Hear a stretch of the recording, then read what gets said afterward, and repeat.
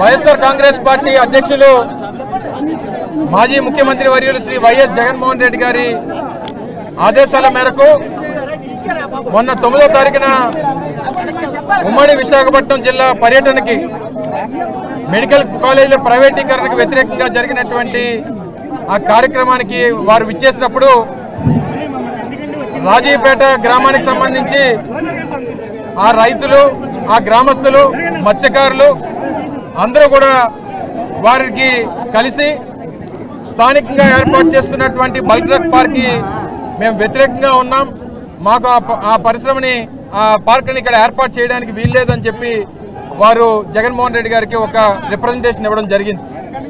వారు అప్పుడే జగన్మోహన్ రెడ్డి గారు వారితో మాట్లాడినప్పుడు చెప్పారు, ఏదైతే ప్రజలు అక్కడ ఏదైతే కోరుకుంటున్నారో వైఎస్ఆర్ కాంగ్రెస్ పార్టీ దానికి మీకు సహకారం అందిస్తుంది, మీకు సంఘీభావంగా ఉంటుంది, మీ అండగా నిలబడి పోరాటం చేస్తుంది అనేటువంటి విషయాన్ని కూడా వారు చెప్పడం జరిగింది. అందులో భాగంగానే పార్టీ సీనియర్ నాయకత్వాన్ని, ముఖ్యంగా శాసనమండలి ప్రతిపక్ష నాయకులు పెద్దలు శ్రీ బొత్స సత్యనారాయణ గారిని, అలాగే మాజీ మంత్రివర్యులు ఉత్తరాంధ్ర కోఆర్డినేటర్ అయినటువంటి పెద్దలు కన్నబాబు గారిని, వైఎస్ఆర్ కాంగ్రెస్ పార్టీ ఉమ్మడి విశాఖపట్నం జిల్లా నాయకత్వాన్ని అంతటినీ కూడా వారి వెంబటి వెళ్ళి వారికి సంఘీభావం తెలియజేయమని చెప్పి పార్టీ అధ్యక్షులు వారు ఆదేశించడం జరిగింది. అందులో భాగంగానే ఈరోజు రాజీపేట రావడం, వారందరితో కూడా చర్చించడం, వారికి పార్టీ అండగా నిలబడుతుందన్నటువంటి ఒక భరోసాను కల్పించడం, తప్పకుండా వారు ఏదైతే నినదిస్తూ ఉన్నారో, ఏదైతే దీనికి వ్యతిరేకంగా పోరాటం చేస్తూ ఉన్నారో ఆ పోరాటానికి వైఎస్ఆర్ కాంగ్రెస్ పార్టీ రాష్ట్ర స్థాయిలో మద్దతు పలుకుతుందన్నటువంటి మాటను కూడా ఇప్పుడే పెద్దలు బొత్స సత్యనారాయణ గారు ప్రకటించడం జరిగింది. ఈరోజు ఇక్కడ ఉన్నటువంటి పరిస్థితులు కూడా చూసాం. ఈ గ్రామానికి రావడానికి ఎన్ని ఆంక్షలు పెట్టారు, ఎన్ని ఇబ్బందులు పెట్టారు, ఎంతమంది రావాలనేటువంటిది అంకె కూడుకొని 40 మంది 45 మంది అని చెప్పి ఎక్కడికక్కడ అడ్డగించి ఇబ్బంది పెట్టినటువంటి పరిస్థితులు కూడా చూసాం. మేము ఇక్కడ రాజకీయం చేయడానికో, లేదా ఇక్కడ గొడవ పడ్డానికో, లేదా వారిని ప్రేరేపించడానికో రాలేదు. కేవలం వారికి సంఘీభావం తెలియజేయడానికి ఇచ్చేసాం, వారికి సంఘీభావం తెలియజేసాం, వారిలో ఒక భరోసాని కల్పించాం, నమ్మకాన్ని కల్పించాం.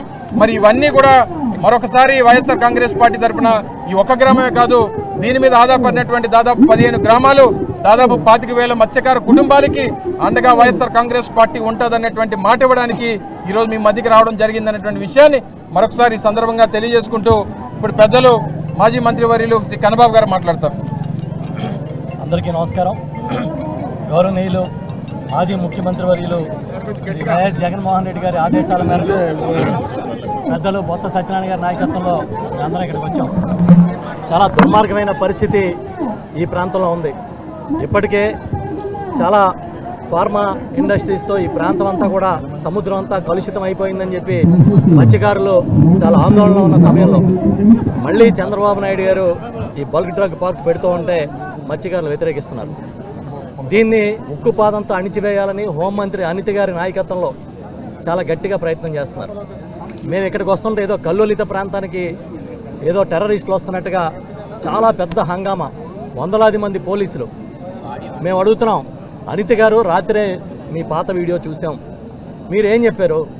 బల్క్ డ్రగ్ పార్క్ వస్తే ఇక్కడ కానీ ఇండస్ట్రీస్ వస్తే కిడ్నీలు పోతాయని చెప్పారా? ప్రజలకి క్యాన్సర్లు వస్తాయని చెప్పారా? పిల్లలు పుట్టరని చెప్పారా? పుట్టినా కూడా సక్రమంగా పుట్టరని చెప్పారా? మీరే కదా చెప్పారు. మరి అధికారంలో రాకముందుకి వచ్చిన తర్వాతకి ఏం మార్పు వచ్చింది? ఇప్పుడు ఈ బల్క్ డ్రగ్ పార్క్ వస్తే ఏమన్నా చాలా సక్రమైన పిల్లలు పుడతారు, ఎలాంటి రోగాలు రావు, ఉన్న రోగాలు పోతాయని ఏమైనా చెప్తారా? అధికారం లేనప్పుడు ఒక మాట, ఉన్నప్పుడు ఒక మాట.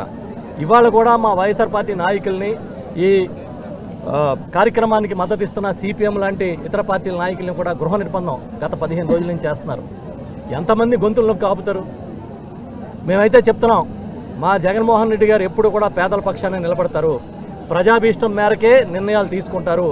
మళ్ళీ చెప్తున్నాం, మీరు ఇప్పుడే చెప్తున్నారు, మహిళల మీద కూడా కేసులు పెట్టారు, చాలామంది మత్స్యకార సోదరుల మీద కేసులు పెట్టారు, వందలాది మంది మీద కేసులు పెడతా ఉన్నారు. మీ కేసులకి భయపడితే ఉద్యమాలు జరగవు. ఇదేదో 100-200 ఇచ్చి తీసుకొచ్చిన జనం కాదు. ఇంతకుముందు చూసాం కొంతమందిని వేరే కార్యక్రమాన్ని తీసుకెళ్తుంటే. మేము మళ్ళీ చెప్తున్నాం, జగన్మోహన్ రెడ్డి గారు ముఖ్యమంత్రి అయిన వెంటనే మా నాయకులందరం కూడా కలిసి వెళ్ళి ఆయన దగ్గర కూర్చొని మీ మీద ఉన్న కేసులన్నీ కూడా ఎత్తించే విధంగా ఆయనకి ఇప్పుడే వివరాలన్నీ అందజేస్తాం. మీరు కేసులకు భయపడక్కర్లేదు. మళ్ళీ చెప్తున్నాం, అనిత గారు ఇప్పటికైనా సరే మీరు వైఖరి మార్చుకుని మీరు నిజంగా ప్రజాప్రతినిధిగా మీరు ఉండాలంటే మాటలు కాదు చేతలు కూడా అనితకి ఉంటాయి అనేది నిరూపించుకోమని చెప్పి గట్టిగా డిమాండ్ చేస్తున్నాం. తప్పకుండా వైఎస్ఆర్ పార్టీ ఏ ప్రజా ఉద్యమానికైనా వెనక నిలబడుతుంది. ఎందుకంటే పేదల పక్షాన వైఎస్ఆర్ పార్టీ ఉంటే పెత్తందారుల పక్షాన, కార్పొరేట్ల పక్షాన చంద్రబాబు నాయుడు ఉంటాడనేది పక్కా, ఇంక ఇందులో ఏమీ డౌట్ లేదు. మొన్నే చూసాం మన ప్రభుత్వ మెడికల్ కాలేజీలన్నీ ప్రైవేట్కి అప్పగించేయడం దగ్గర నుంచి మొదలు పెడితే భూములు ఎకరం 99 పైసలు ఇస్తున్నాడు. ఎవడ బాబు గారు సొమ్ము అయినా ఆయన పంచుతున్నామంటే సమాధానం చెప్పడు. కాబట్టి ఖచ్చితంగా పేదల పక్షాన్ని నిలబడి, రాష్ట్ర ప్రజల పక్షాన్ని నిలబడి వైఎస్ఆర్ పార్టీ పనిచేస్తుంది. ఈ రాజేపేటలో జరుగుతున్న ఉద్యమానికి మా సంపూర్ణమైన మద్దతు ఉంటుందని చెప్పి తెలియజేస్తూ ఉన్నాం. ఈరోజు ఈ రాజేపేట గ్రామం రావడానికి ఉద్దేశాన్ని మా పెద్దలు చెప్పారు. మీరు చేసిన ఉద్యమానికి సంఘీభావం తెలుపుదాం ఉద్దేశంతో ఇక్కడికి వచ్చాం. వచ్చిన తర్వాత మత్స్యకార సోదరుల్ని అంతకంటే ఉందో పొందుకు అదే ప్రైజ్ అవుతుంది. మత్స్యకార సోదరుల్ని సోదరిమణులని అందరితో మాట్లాడారు.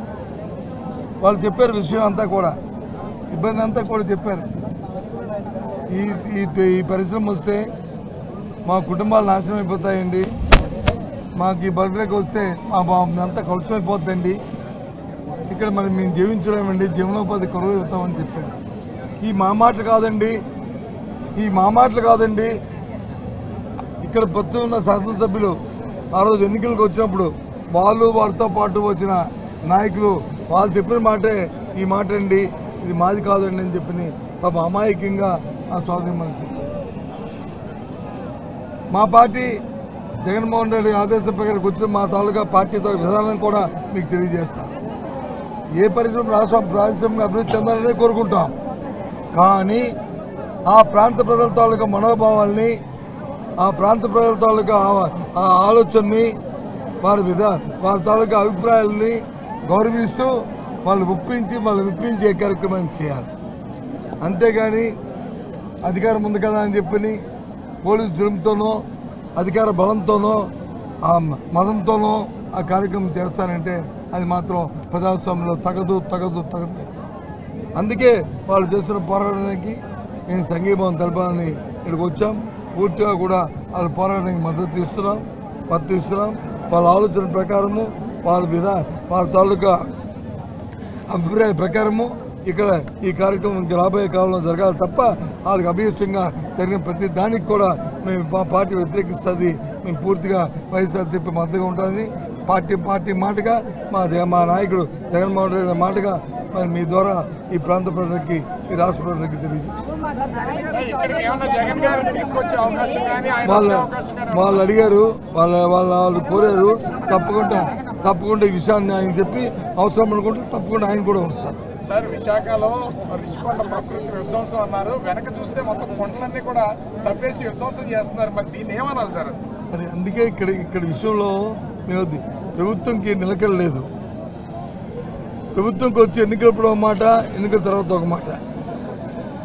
దాన్ని బట్టి అర్థమవుతుంది ఏంటంటే ప్రజా తాలూకా సంక్షేమం కానీ, శ్రేయస్సు కానీ, ప్రజల తాలూకా ప్రాణాలు కానీ వాళ్ళకి లెక్కలేదు, పర్యావరణం లెక్కలేదు.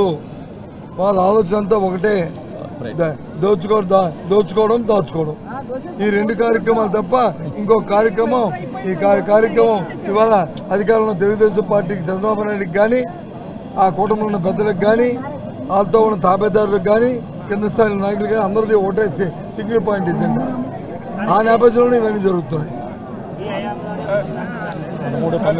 రోడ్లు కానీ, పర్యావరణానికి కానీ, డ్రైనేజీలు కానీ ఇంతవరకు దేనికి పర్మిషన్ లేదు, కానీ నిర్మాణాలు చాలా వేగంగా జరుగుతున్నాయి. అదే ప్రజాభిప్రాయానికి విలువ లేదనా ఏంటి? ప్రజాభిప్రాయం విలువ లేదు. దురదృష్టం ఇదే. అధికారం ఉన్నప్పుడు ఓ మాట, అధికారం ఉన్నప్పుడు ఓ మాట. నేను చెప్తున్నాను కదా, అదే అడిగితే వీళ్ళ మీద వచ్చి అడిగిన వాళ్ళ మీద వచ్చి ఎదురుదాడి చేయడం అంతే తప్ప ప్రజాస్వామ్యాన్ని గౌరవించాలి, కార్యక్రమం చేయాలన్న ఆలోచన ఇవాళ ఈ ప్రభుత్వానికి లేదు. గ్రామానికి 3000 మంది పోలీసులు అవసరం అన్నారు. చిన్న గ్రామం. మీరు మన వాళ్ళని అడగండి, అవసరమా లేదండి. మీ అందరూ టెర్రరిస్టులు అండి. మీ అందరూ ఇప్పుడు ఈయన మీ అందరూ ఒక టెర్రరిస్టులు. మనం ఎందుకని అంతమంది ఆంధ్రాకి అవసరం? ఎంతమంది అవసరం? అప్పుడు ఒకరు సీఏ, లేకపోతే సీఏ గారితో పాటు ఒక 2 సబ్ ఇన్స్పెక్టర్లు, లేదు నియోజకవర్గంలో ఉన్న అందరూ ఒక డిఎస్పీ, కానీ ఎంతమంది ఎందుకండి? నేను ఎప్పుడు చూడలేదు. గృహ నిర్బంధం ఎందుకండి? నేను ఎప్పుడు చూడలే.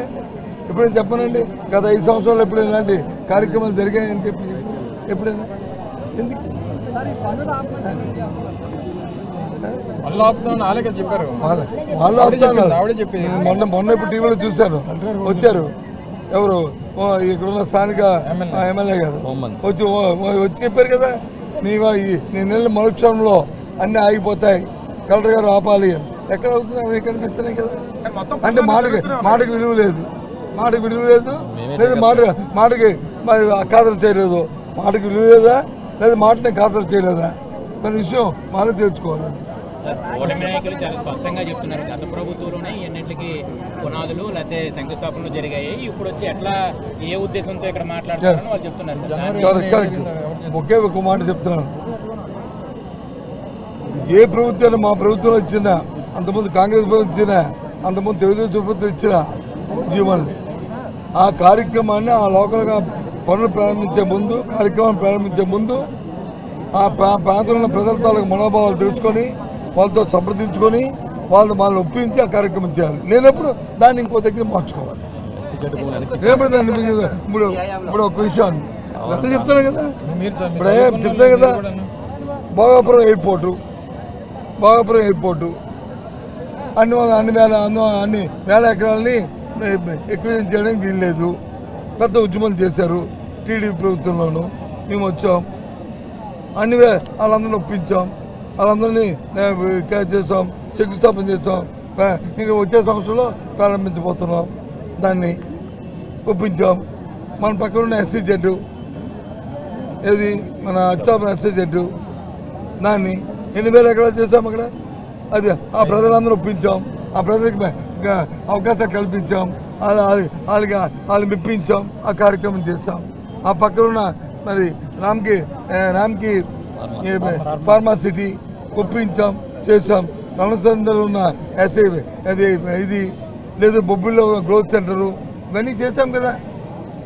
దేనికంటే పరిశ్రమలకి ఎగ్రీస్ కాదు, ఆ ప్రాంత ఎన్నికలప్పుడు వచ్చి ఏం చెప్పావు, నీ పిల్లలు పుడితే పుట్టరు, ఒకవేళ పుడితే వాడికి వచ్చి అంగమైకల్యం వస్తుంది, మళ్ళీ క్యాన్సర్ వస్తుంది, మళ్ళీ తాగడానికి వచ్చి నీళ్ళు చచ్చిపోతాం, మత్స్యకారులు అందరూ చచ్చిపోతారు, మత్స్యకారులు అంతా చచ్చిపోతారు. నువ్వే చెప్పావు కదా.